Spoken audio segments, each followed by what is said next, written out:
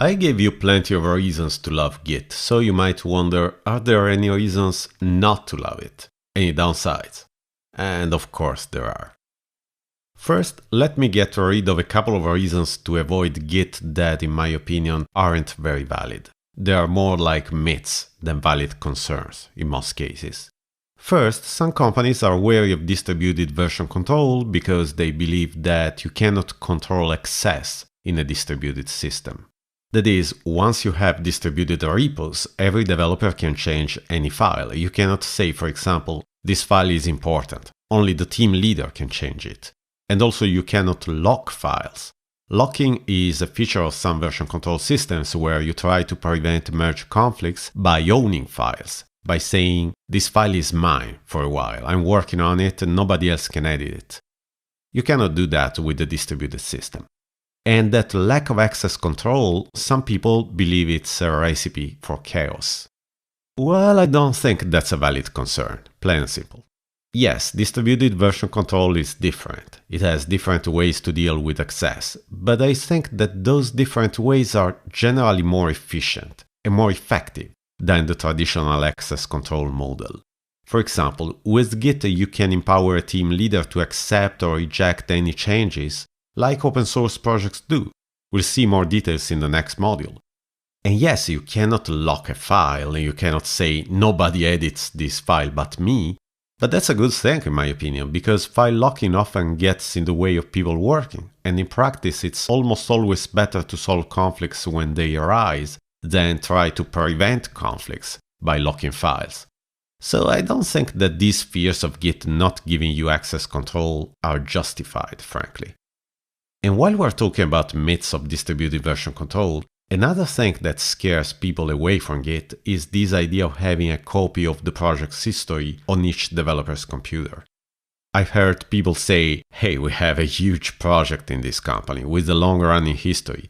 It would be madness to copy that history to all the development workstations.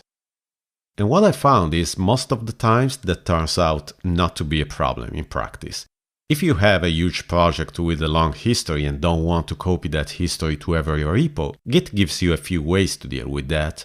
You can break down the project into multiple smaller repositories, or you can use a feature called a shallow clone that allows you to distribute only a partial history of a project, like the last few commits. So in practice, that's rarely a big problem. After all, the Linux kernel uses Git. The Microsoft Windows project uses a modified version of Git these days. That's over 3 million files, thousands of developers. So I'd say if Git is good enough for them, then it's probably good enough for most large projects. Those are the myths. But there are also a couple of good reasons to be wary of Git, real shortcomings. One is Git is great at dealing with text files like source code, but pretty bad at dealing with large binary files, like video or big data files. If your project includes many of those, then you might want to keep them off the repo, or just use something other than Git, otherwise they might slow down your repo and take up a lot of disk space. To be fair, that's not only Git. Most version control systems aren't that great at dealing with large binary files. But Git is maybe worse than most. There are a few version control systems that specialize in binary files, and some of them are even built upon Git, but I wouldn't use plain vanilla Git to store many large binary files, let's say that.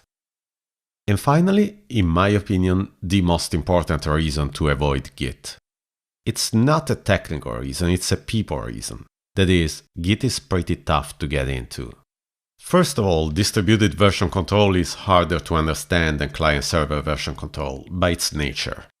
And on top of that, Git wasn't exactly designed to be user-friendly. It reflects the personality of its creator, Linus Torvalds, the same guy who created the Linux operating system.